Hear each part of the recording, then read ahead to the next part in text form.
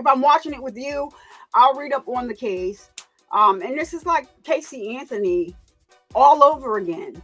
Like it's just like I just don't know what's going on in the world with why are people like just unaliving your children. You don't have to do that. If you have a child and you feel overwhelmed, you feel like you can't take care of the child, who cares what anybody says? Who cares what anybody in your family says? Take your child to the hospital. They made it a safe space so you can drop your children off if you can't take care of them. There are families out there that cannot have children. They will be glad to take your children. I'm sure somebody in your family would have been glad to take your child. And from what I'm reading and some little things that I've just saw here and there, but I just tried. I didn't watch it because I wanted to watch it with you. I see the father was on the stand and he looked like he was having a very hard time. So you could have given this beautiful baby to her father, because I'm pretty sure that that's what it is. And you, from what I understand, she took them down the rabbit hole, story after story, like lie after she concocted lie after lie, and she pled not guilty. Of course, we don't care about them tears. Dry them up, because we crying for Evelyn. Okay, 15 months old. I don't understand. I don't understand. My daughter. Sometimes I want my daughter. I can't even bring my daughter to that. I'm a parent that, like, I guess I started the soft parent era a long time ago, because I don't beat my children. I think that's slave mentality. That's just me. If I yell at my daughter, she cries like she just got the whooping of her life or something. So I never had to do that. And my son, he wasn't like that. So, and I just don't believe. It's just me. I don't believe in it. People like, oh, your grandmother and your God. I don't care about none of that. That's them. I'm not doing it here. I don't have to do it here. I don't have to. You have to talk to your kids. Have a relationship with your kids. Like I said, if my voice goes up 1 or 2 octaves and I'm talking to my daughter, she's hard down crying. Laughing. But you're gonna have the people thinking that I just knocked your block off, so I didn't even touch you. So yeah, I guess soft parenting, that's me. All right, let's get into it, y'all, because this is a mess here. I don't understand it. I'm having a hard time with this, but Good morning. we jumping right into opening statements. Today we're going to talk about Evelyn Boswell for a few minutes. Doing all that other stuff. In 2019, Evelyn Boswell was a bright, growing little girl, full of life, healthy, learning to walk, Jesse. learning to talk, doing all the things that a 12-month-old child would do. Which means today, 5 years later, Evelyn Boswell would be 6 years old. Oh, you did? She would be possibly I don't in know what part kindergarten, of Florida. learning to read, I'm over maybe there. taking her first ballet class or her first soccer game, learning to tie her shoes, all of the things that we think of that are firsts for 6-year-old children. But based upon the last 2 days of our jury selection, we all know that Evelyn Boswell is not going to do any of those things. We all know that all of that was taken away from her in December 2019 by the defendant, Megan Boswell. And her life wasn't just cut short. It's not just a tragedy. Her life was violently ripped away from her. And we can all agree that it's a shock, it's a tragedy when a child dies. It's upsetting. It upsets all of us. You'll hear phrases like gone too soon, what a tragedy. The child had such a life ahead of him. And a lot of times it is a tragedy. And in this case, it's a tragedy too. But in this case, it was a preventable tragedy. There's so much more to this story that you are going to hear. Because Evelyn did not have to die. Evelyn could be here today. And so today, 5 years later, we are asking you to give justice to Evelyn Boswell. During this trial, you will learn that the one person, Evelyn's mother, Megan Boswell, who was entrusted more than anyone else to take care of her, to keep her safe, to protect her, that she failed her in the worst possible way. you will hear proof that the last time Evelyn Boswell was seen alive was December 6th, 2019. You're going to hear that date a few times during this trial. That is the last time that Evelyn Boswell was seen alive. And that was just a few weeks after her first birthday. And you're going to hear from many witnesses who saw Evelyn frequently, saw her all the time, family members, Megan Boswell's friends, that all of a sudden are like, where's Evelyn? Where's Evelyn? We're not seeing. They're concerned. And they would ask Megan Boswell about it. And every time, Megan had an answer. Megan concocted a story. And I'm not going to tell you now what she said. You're going to hear that in the proof. But she told all kinds of different stories, depending on the person that she was talking to. And you will hear from those witnesses today. But you will hear, or this week, but you will hear there was concern. You know, they knew Megan. They thought they knew Megan, I should say. And so they wanted to trust that what she was telling them was the truth. But it was not the truth. So after December, what happens next? We have Christmas, New Year's. Where's Evelyn? There is no Evelyn. You will not see any proof that Evelyn was seen at Christmas, New Year's. Then we jump to January. The entire month of January 2020, 31 days. Where's Evelyn? There's no Evelyn.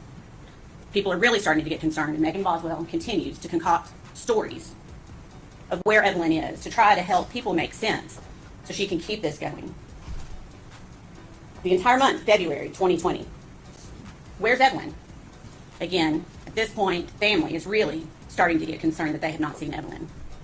And they're asking questions. Months pass. We're not talking about weeks. We are talking about over 2.5 months that Evelyn Boswell is missing. The defendant is not even just canceling her well visits. She's no-showing. She's just not showing up because she knows where Evelyn is. But again, even to the pediatrician's office, she has to concoct a story about forgetting the appointment maybe, or I got my days mixed up. Always a story. Always a story.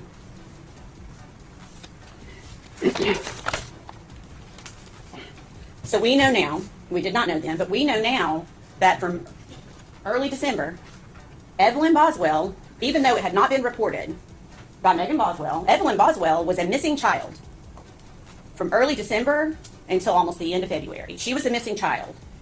And the only person who knew that, the person who was entrusted to take care of her the most, is the only person who knew that Evelyn was actually missing. And she just left it unreported. Over 2 months later, finally, Megan Boswell's dad, Tommy Boswell, finally essentially puts an ultimatum down on his daughter and says, I'm tired of the stories. If you don't show me my grandchild by the next day, I'm essentially calling the police. Well, Megan knew she could not do that, and she did not do that. And Tommy Boswell finally was the one to report Evelyn missing on February 18th of 2020. Finally, law enforcement gets involved, the Tennessee Bureau of Investigation gets involved, the FBI gets involved, all hands on deck to find this missing child. She's finally reported missing. But it's important to note that it was not Megan Boswell that reported her child missing. Megan Boswell never reported her child missing. So you're going to hear from December of 2019 until February of 2020, when it's finally reported, that the defendant's biggest believable story, that really is probably what kept the family from reporting earlier, is she was saying that Evelyn was with her father, Ethan Perry. And you'll hear a lot about Ethan Perry, and you'll get to hear from Ethan Perry yourselves. Ethan Perry is actually not Evelyn's father, but Megan led them to believe that he was the father. And everyone, for all purposes, also believed Ethan Perry was the father. So to the family, they're like, well, that's good. He's stepping up. The father's stepping up. That's good. We're proud of him. And that is the story that Megan Boswell told mostly to her family, to her friends. You were going to hear a lot of testimony about her just telling everyone that Ethan Perry has gotten Evelyn. First, you'll hear that they're trading weeks, but it doesn't make sense because people are still not seeing Evelyn. So then Megan took it one step further, where he took her to court and got emergency custody, blaming her for something. And again, not true. There was never court. There were no documents. Juvenile court was never involved. It was just another story that Megan Boswell was telling because she knew where Evelyn was, and she had to keep perpetuating this lie. She is worth Interestingly enough, she didn't think it through completely because Ethan Perry at the time was in the Army in Louisiana. He lived in barracks, and I think we all understand and know that in the barracks, there's not going to be a toddler running around. But Megan Boswell, in perpetuating that story, she didn't care. She got the entire Army involved in this to go investigate this poor guy who was trying to serve our country in Louisiana, pulling him out of his duty. I can't imagine the chaos that caused, all because Megan Boswell wanted to perpetuate this lie. And Ethan Perry didn't even see Evelyn in December. You will hear that he came in to visit his grandparents on leave. He never saw Evelyn Boswell over Christmas or over December. We all know why now. But at the time, Megan again tells the story, Evelyn has the flu, she can't come. And you will hear a testimony that no one saw, no one, not Ethan Perry or anyone else saw Evelyn Boswell in December. The hard part. From early December of 2019 until later when her body was found, Evelyn was always in the same place. And Megan Boswell knew that. Megan Boswell knew that because she is the one that put Evelyn there. She placed Evelyn's body in a kitchen trash can, her own trash can from her home, from the trailer that she shared with Evelyn. And she hid that trash can in her own childhood playhouse on her father's property, a playhouse that you will see no one has been in for a very long time, and that it was Megan's, personal to Megan, not to anyone else. And you're going to hear that Evelyn was put into the trash can upside down, is the best way to describe it, head down, in a bag of trash, filled with food debris, broken eggs, her body just placed in there by the defendant. Oh my gosh. You will see that there was a blanket tightly wrapped around Evelyn's body, pulled up over her face, and quite a bit of aluminum foil then wrapped around her head. What? The blanket completely covering her face, the foil completely covering her head. Upside down in a trash can, still in her purple fleece onesie and diaper. And as terrible as it is to say, you are going to hear that she just wasn't placed in the trash can, but then another trash bag was placed on top of her. And that trash bag was shoved down into the trash can, compressing Evelyn into the trash can. That's what we're dealing with today. And you're going to hear proof that directly links only one person to this crime, this horrendous crime. You are going to hear that the only person linked to this crime is sitting at this table right here. You're going to hear it from many witnesses. You're going to hear all of the stories that she concocted, the lies that she told, and you're going to hear forensic evidence that links the defendant, Megan Boswell, and only the defendant, Megan Boswell, to this crime.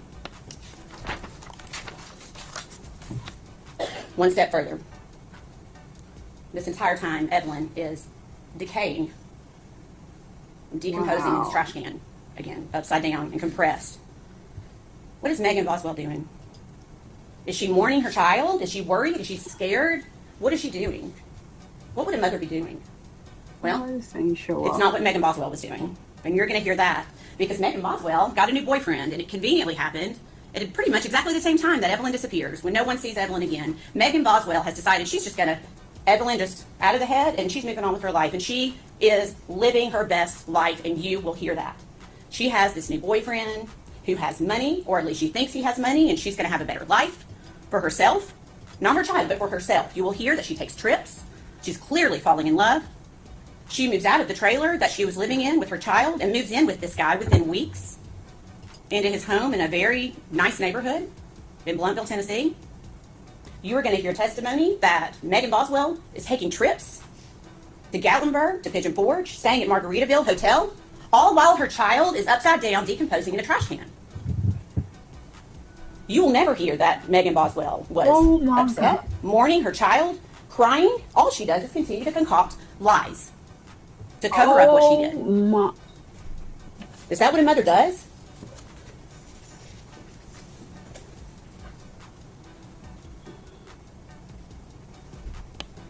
So you will hear that when Tommy Boswell reports, it's essentially all hands on deck with law enforcement. Immediately, law enforcement goes into action, and you are going to hear so much proof about how much effort went into finding this baby, how much time and hours worked by every law enforcement agency in North Carolina, East Tennessee, Middle Tennessee, everyone putting their efforts into trying to find this little girl and just hoping to find her alive. So then Megan Boswell then, of course, comes clean, right? Once law enforcement's involved, because Megan knows where Evelyn is, so she's gonna tell law enforcement, right? The answer is no, and you probably can gather that by General Harper reading the indictment for about 40 minutes this morning. Megan Boswell continues to perpetuate her stories, concocting anything, blaming anyone else, Ethan Perry, for a day, 2 days. She continues that story of Ethan Perry. Then you'll hear she admits that's not true. So then she tries to blame her own mom. She decides to try to blame. Oh my gosh. To try to get out of this because she knows this snowball is rolling down this hill. And she's trying to stop it the best she can. Why is she doing that? It's because she knows that she brutally murdered her child. And she's trying to cover it up. And maybe she had that hope that Evelyn would never be found. And even to this day, 5 years later, Evelyn would still be a missing child. The defense said something really interesting in jury selection yesterday afternoon that I want to touch on.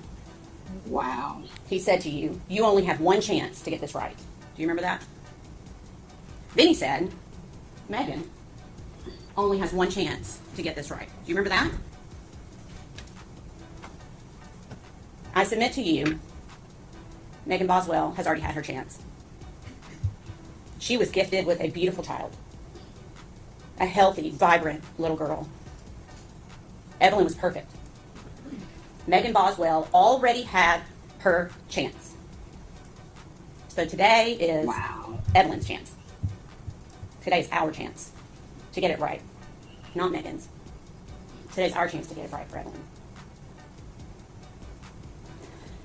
I know this is not easy for any of you. Thank you for serving. I promise you that this is not easy for any of us. It is not easy for any of us.